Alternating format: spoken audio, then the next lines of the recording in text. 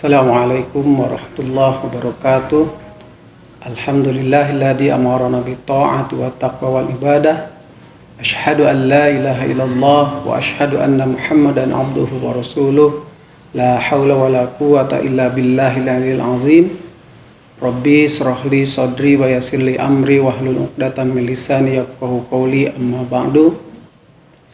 Hadirin hadirat yang dirahmati Allah, alhamdulillah pada kesempatan kali ini saya bisa bermuajahah dalam tema Kultum Ramadan, dan mudah-mudahan tema Kultum Ramadan ini bisa menggugah keimanan kita kepada Allah Subhanahu wa taala.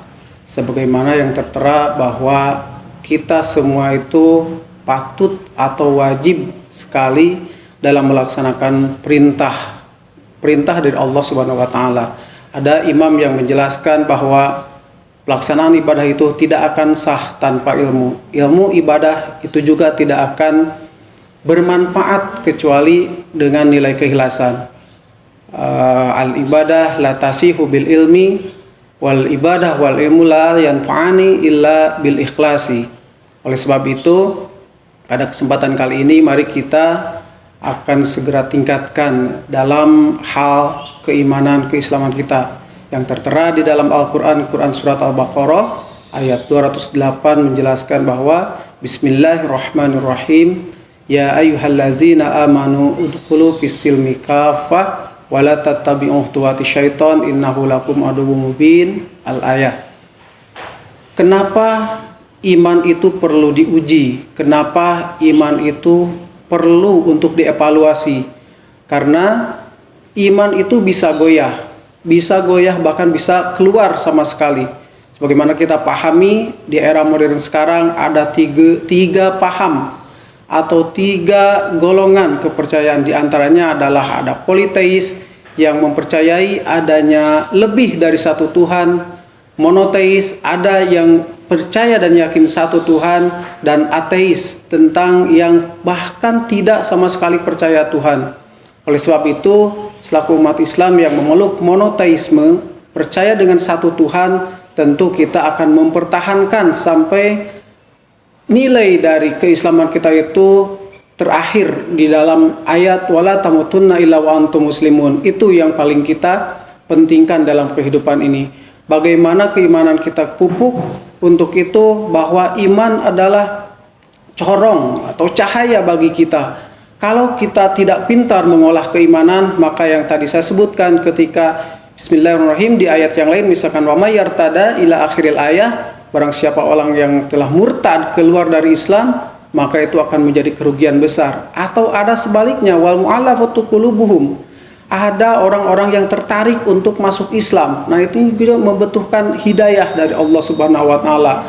Untuk itu, dari ketiga perjalanan tadi ada yang politeis, ada yang ateis, ada yang monoteis.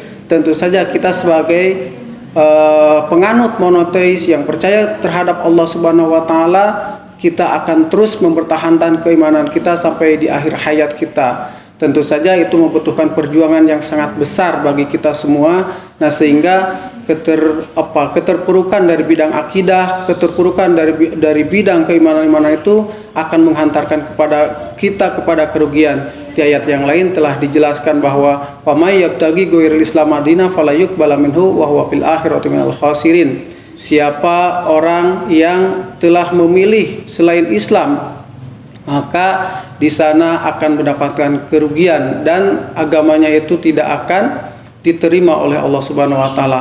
Untuk itu, mari kita coba tingkatkan. Di samping tadi ada tiga kompetitor yang jelas, tapi tetap kita pada satu keyakinan, yaitu keyakinan monoteisme, sehingga ketika kita meyakini bahwa keyakinan hanya ada satu Tuhan dan itu diimplementasikan, diterapkan dalam berbagai disiplin, misalkan tentang keimanan di bidang hukum, keimanan di bidang ekonomi, itu akan sangat jelas diuji oleh Allah. Dan oleh sebab itu Allah akan memberikan penghargaan yang sebaik-baiknya, yang sebagus-bagusnya hasil dari ikhtiar kita untuk melaksanakan keimanan yang kita pertahankan dan tingkatkan itu.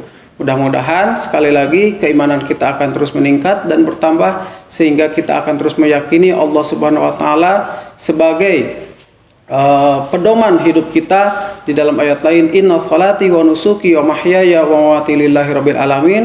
Salat ibadah kita, inna salati wa nusuki ibadah kita, wa mamati wa mahyaya kehidupan dan kematian itu, inna salati wa nusuki wa mahyaya wa mamati lillahi rabbil alamin, itu kita serahkan kepada Allah Subhanahu wa taala. Sehingga dengan metode itu, dengan keyword itu, dengan kata kunci itu, insya Allah tadi ketika kita akan mengakhiri kehidupan kita ini akan mendapatkan kebahagiaan hakiki, tidak berdasarkan kenikmatan yang makani. Kenapa makani ini saya simpulkan? Sebab kalau tempat ini adalah tempat yang sementara, sehingga kenikmatan-kenikmatan yang ada di alam dunia ini akan rusak nanti dengan sendirinya. Sekali lagi, ketika akan menikmati kebahagiaan hakiki itu tidak akan rusak kenikmatan itu, dan kita akan peroleh di hari akhir nanti.